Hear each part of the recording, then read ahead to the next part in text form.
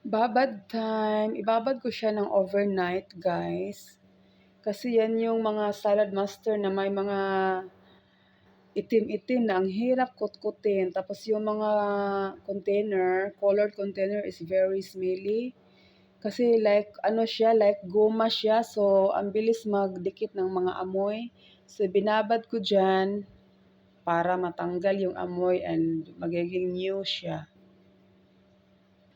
And ito na yung iba na naibabad ko ng isang araw. Tapos after overnight na babad, binanlawan ko lang siya. At ito na ang mga result niya. Sobrang kintab nila. Napakalinis po sa mga may amo dyan na napaka-sensitive. Best itong gamitin na powder. And ito po yung powder.